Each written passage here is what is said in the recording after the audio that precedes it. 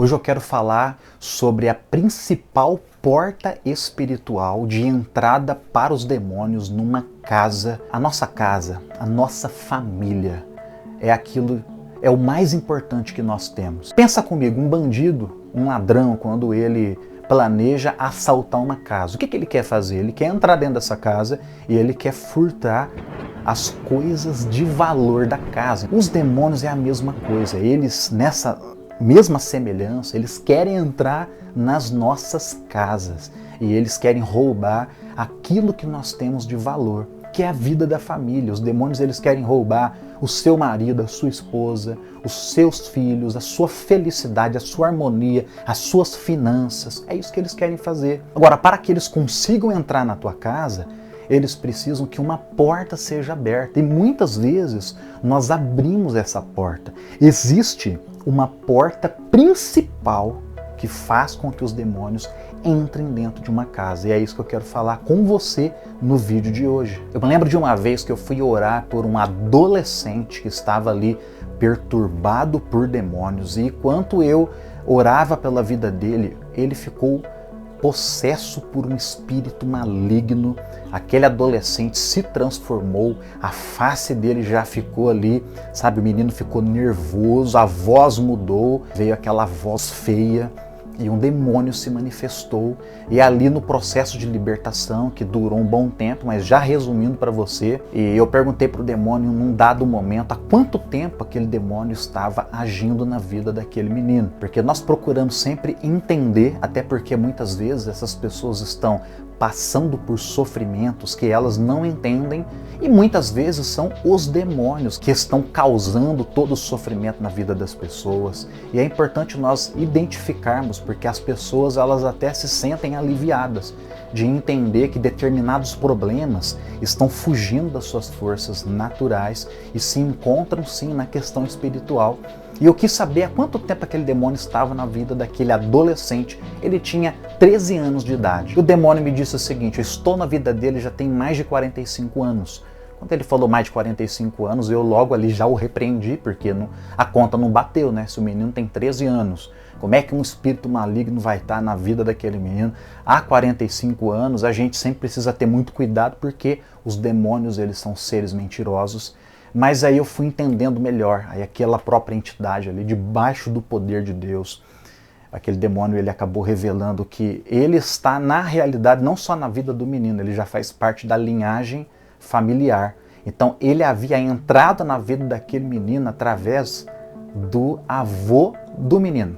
Era uma família onde eles, nesse, de certa forma, curto espaço de tempo, né, 45 anos, já tinha avô, já tinha pai e já tinha ali o menino. Então aquele demônio, ele havia entrado pelas portas que o avô havia abrido, e na medida em que aquela porta foi aberta, o demônio entrou na vida do avô, e aquele espírito maligno, ele passou a atuar em toda a linhagem espiritual daquela família.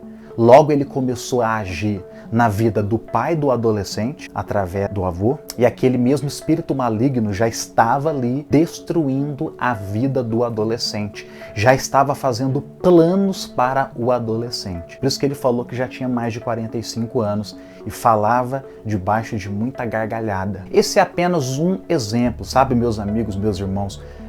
Quando eu ajudo pessoas, principalmente com esse ministério de libertação, que eu já estou atuando, já tem mais de 20 anos, a maioria das pessoas que eu oro e que muitas vezes ficam ali possessas, canalizadas por demônios, eu sempre descubro que na realidade os demônios eles entraram de que jeito?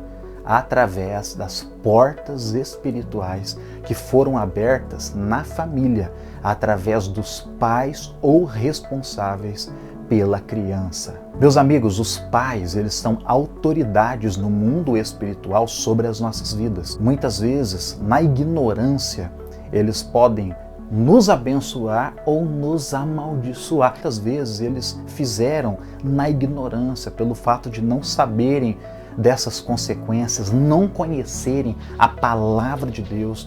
Então você não pode se magoar, até porque mais para frente nós vamos entender que essa mágoa, essa raiva dos pais, muitas vezes pelas injustiças que eles nos causaram, isso faz com que fiquemos ainda mais aprisionados.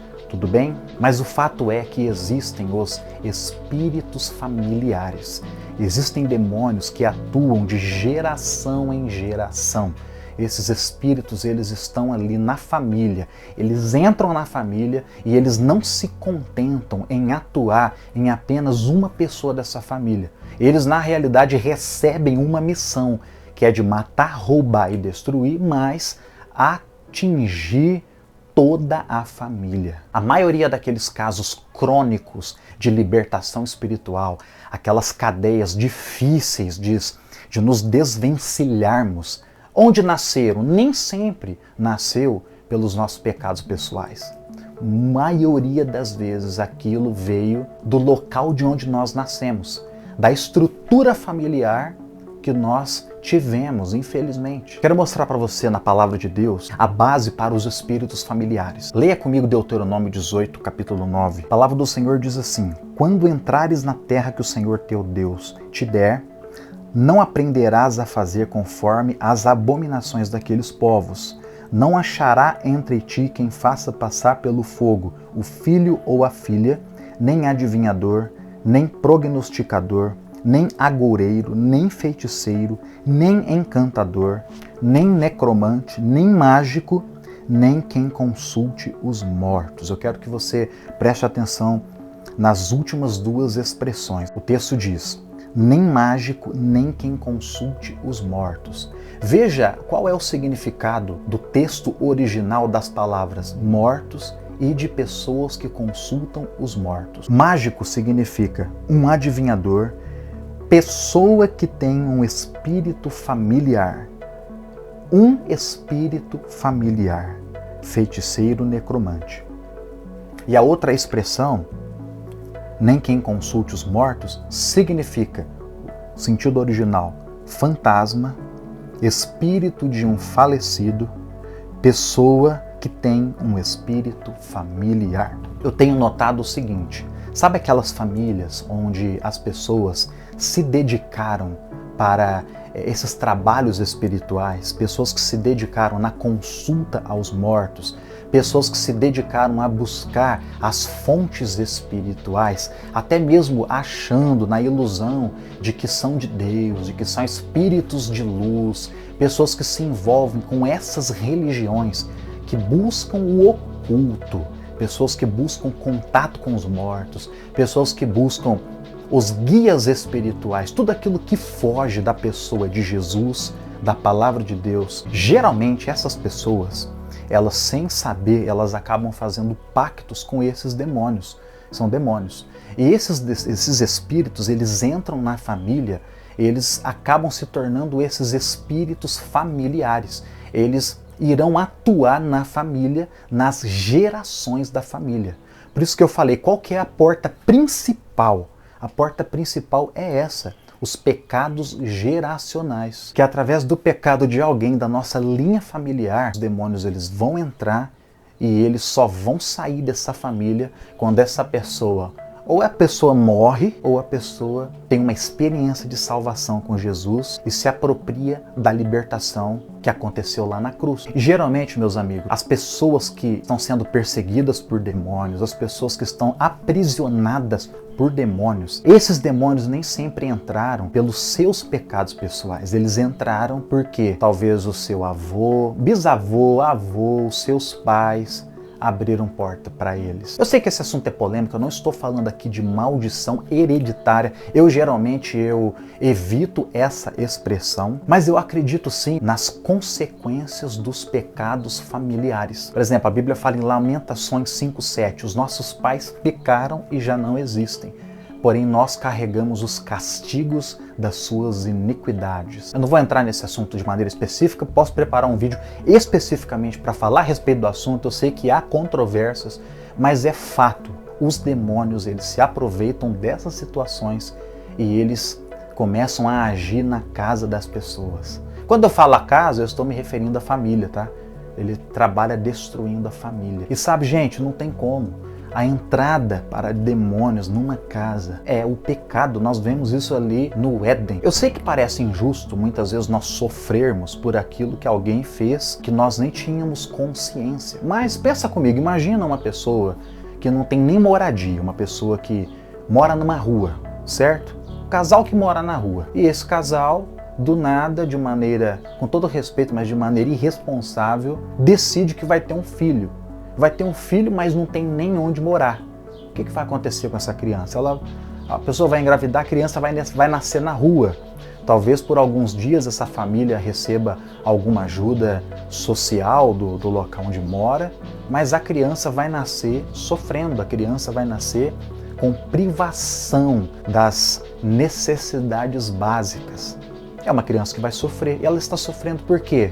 Pela irresponsabilidade de quem as gerou. E agora eu falo para você que é pai, você que tem pessoas abaixo de você. Nós precisamos de muita responsabilidade, porque esse assunto é muito sério. Eu, por exemplo, eu sou casado. Se eu decidir permitir que a pornografia ela entre na minha vida, eu preciso entender o seguinte, que isso, eu abrirei portas para demônios atuarem na minha vida e também atuarem na vida da minha esposa, tocarem no meu casamento. Muitas vezes as nossas esposas, os nossos filhos estão sofrendo por consequências dos pecados que nós cometemos. Agora, isso pode acabar nesse exato momento. A Bíblia diz em Gálatas 3,13 que Cristo nos resgatou da maldição da lei, fazendo-se maldição por nós, porque está escrito, maldito aquele que for pendurado em madeiro. O pecado, ele tem como consequência as maldições. Agora Jesus pagou o preço pelos nossos pecados, então nós precisamos ir para a cruz. E a Bíblia diz em Tiago 4,7 que nós devemos nos sujeitar a Deus e resistir ao diabo, e ele fugirá de nós. Primeiramente, nós precisamos nos sujeitar a Deus. Isso diz respeito a nos colocarmos debaixo da vontade de Deus. Isso fala de nós nos convertermos dos nossos maus caminhos, abandonarmos realmente os nossos pecados, sem concessão. Precisamos de radicalidade contra o pecado. Isso é fruto do arrependimento, é a mudança. E aqui implica a confissão de pecados. E até mesmo, se for o caso, a confissão dos pecados que você tem consciência que os seus pais ou os seus antepassados cometeram. Eu não quero afirmar que isso precisa ser feito de maneira como se fosse um ritual, mas é importante. Por exemplo, a Bíblia fala, vou dar um resumo aqui, Deuteronômio 28, ali Deus estabelece as bênçãos que viriam sobre aqueles que decidissem obedecer, andar nos caminhos do Senhor, e as maldições como consequência da desobediência. E dentre as maldições elencadas, a Bíblia diz em Deuteronômio 28:64, e o Senhor vos espalhará entre todos os povos, desde uma extremidade da terra até a outra. Ali servireis a outros deuses que não conhecestes, nem tu, nem teus pais, ao pau e à pedra. Interessante que depois nós vemos esta maldição se cumprindo na vida do povo de Deus, quando o povo desobedece e o povo é levado para o cativeiro babilônico.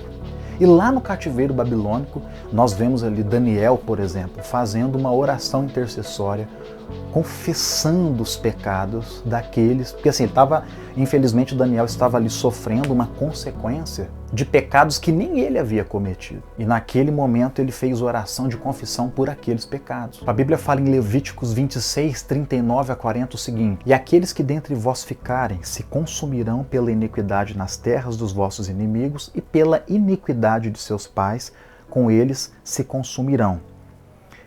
Então confessarão a sua iniquidade e a iniquidade de seus pais, com as tuas transgressões, com o que transgrediram contra mim, como também eles andaram contrariamente para comigo. Então nós vemos aqui uma situação onde houve a orientação da importância de fazer essa oração intercessória confessando o pecado dos pais. Não estou dizendo que em todas as situações precisaremos fazer isso, mas na minha prática, eu tenho feito, eu tenho visto frutos disso, pessoas sendo libertas quando encontram esse espírito de graça e de súplicas, esse espírito de intercessão e fazem a confissão de pecados dos pais. Mas depois disso, a Bíblia diz em Tiago 4:7 agora, primeiro, sujeitai-vos, pois, a Deus, mas em segundo lugar, resistir ao diabo, ele fugirá de vós. Então é onde nós precisamos fazer oposição aos demônios. Nós precisamos oferecer resistência aos demônios.